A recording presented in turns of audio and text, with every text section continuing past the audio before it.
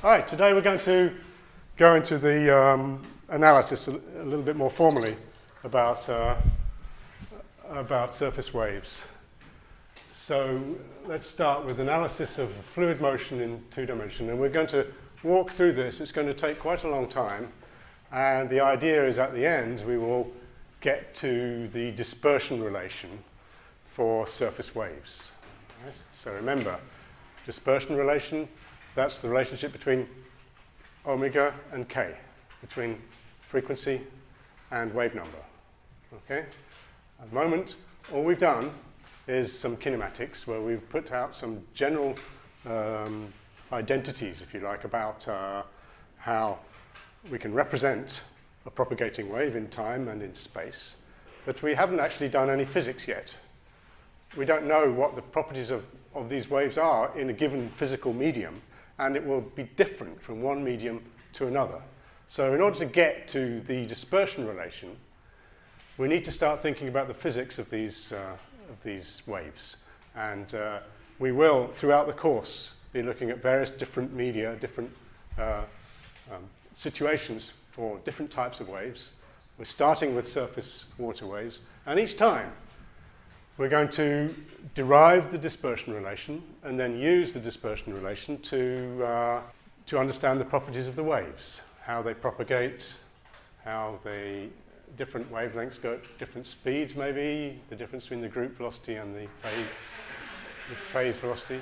So let's get on with it. So we're going to think about a parcel of fluid in two dimensions. Now, two dimensions are Z, that's vertically upwards. So we're underwater, but Z points positive upwards. So that means that Z is negative everywhere. At the surface, Z is 0, and below that, Z is negative. All right? So Z points upwards. And the x direction is to the right, so that's our plane ZX. Okay? And in that ZX plane, in that XZ plane, our velocity components are denoted as u and w. Okay, so u in the x direction, w in the z direction. Now we're going to assume that our little displacements of our parcel are in phase quadrature. So the parcel will trace out some sort of ellipse. So this is consistent with the kinematic description we've given already. And we have to arrange this so that the flow is to the right on wave crests. So we want it going that way on the top and then back below, because that way, if you remember from last time, a clockwise trajectory will be a wave which is propagating to the right. Okay? So we're just going to choose two trig functions to represent the vertical displacement and the horizontal displacement. So delta z is an amplitude. Now, the wave amplitude, that's the distance between the equilibrium position and the maximum displacement from the equilibrium position, is a function of z. Okay, so I have my amplitude A, and it's AZ because it's the vertical amplitude, and it's in itself a function of depth. Okay, it's not a function of x. So we're just going to say the wave, as it propagates, is not going to change its amplitude. But as you go deeper, it might change its amplitude. All right? So we've got the vertical amplitude as a function of z times the cosine of kx minus omega t, just like we did last time. All right?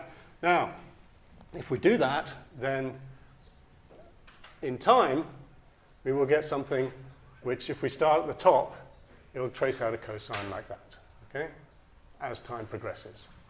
If we choose for delta x minus ax sine kx minus omega t, that will behave like sine omega t. So in time, it will trace out, it will go forwards and then backwards. Okay, so it will that means that it will be going around clockwise in this ellipse.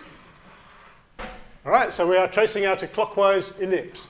Why is it an ellipse? Because I'm not assuming that the horizontal amplitude is the same as the vertical amplitude. Right? There's no reason why we should expect that to be true, so we're not assuming it. We have two amplitudes. One is the vertical amplitude, one is the horizontal amplitude. All right? And If they're not the same, then this will trace out an ellipse, but that remains to be established. Maybe they're going to end up being the same, maybe not. We'll see. All right? So we have our two displacements. We have two functions for the partial displacement, and the amplitude will have a certain value at the surface, and then it will possibly change as we go down. We have two amplitudes. One is the vertical amplitude, and one is the horizontal amplitude. All right? Any questions about that so far? Right, let's move on. We've got the displacements. We need to think about the velocities, all right? So here are our two displacements. And what are the velocities? So the vertical velocity, W, is d by dt of the vertical displacement, and the horizontal velocity, U, is d by dt of the horizontal displacement, right? So that means that if we do d by dt of this thing, we're assuming that the amplitudes are independent of time, right? So we just get az omega sine kx minus omega t, right?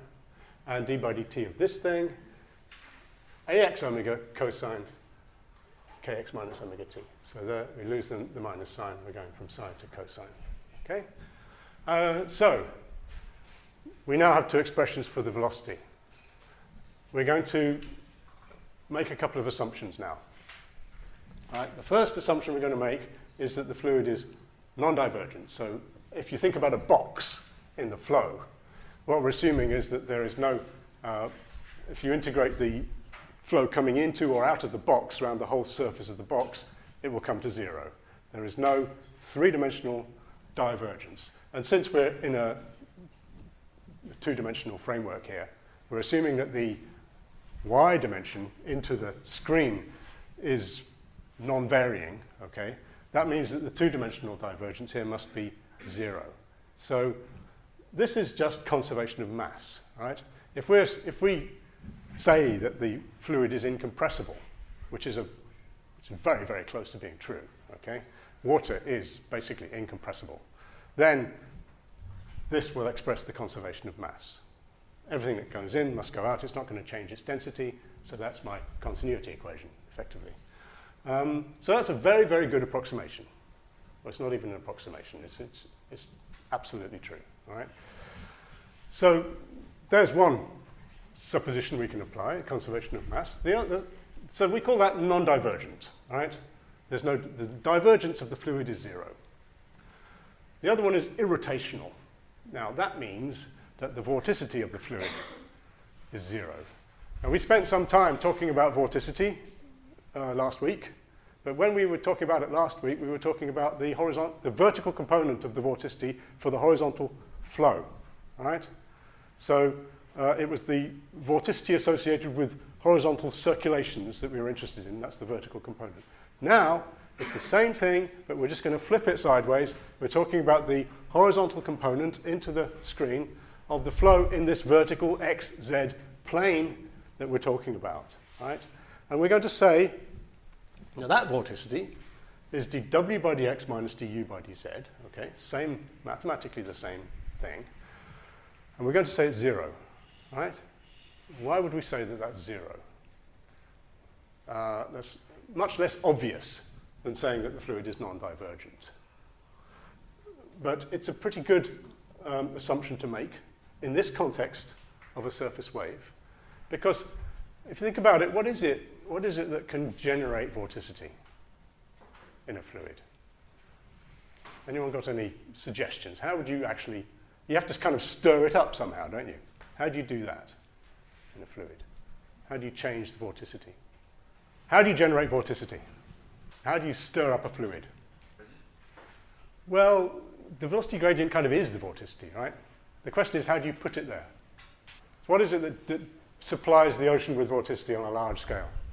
The wind, yeah. So a surface stress will supply the ocean with vorticity. What was it that removed the vorticity in the boundary layer? That was friction, right? In both examples there, we have some kind of stress. And where does the stress act? It acts on a boundary. The wind blows on the surface and it forces the ocean. And then if you want to have some dissipation, you have to find some boundary where you can dissipate it. Imagine a fluid where there's no vorticity there to start with, right? How does it get vorticity? well, it can be transported into the body of the fluid, right? But it has to come from somewhere, and the only place you can actually generate it is on a boundary somewhere by some kind of stress, okay? Either by wind stress or by friction, all right? So all we have to do is say, well, there's no wind, all right? That sorts that out. We can easily talk about waves in a situation where there's no wind. That's not a problem, okay? So we say there's no wind at the surface, and at the bottom, well, that's a slightly more difficult one because maybe there is some friction on the bottom, but we're going to neglect it. Or in some cases, the bottom is a long way away, so it doesn't matter, all right? So that's an assumption, right? We're going to neglect sources of vorticity at the boundaries. And that means that if we've got no vorticity to start with, we'll never get any vorticity, and so we can say that the vorticity of the fluid is 0, all right? So this is 0, and this is 0. We have two differential equations. They should be partial.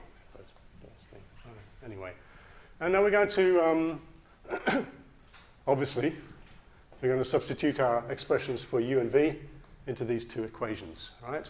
So let's do that. So start with non-divergent, and if we substitute in, the u by dx is minus ax k omega sine kx minus omega t, so we'll go back to a sign there, with a minus sign.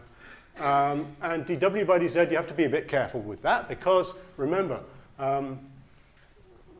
it's the az here is also a function of z, right?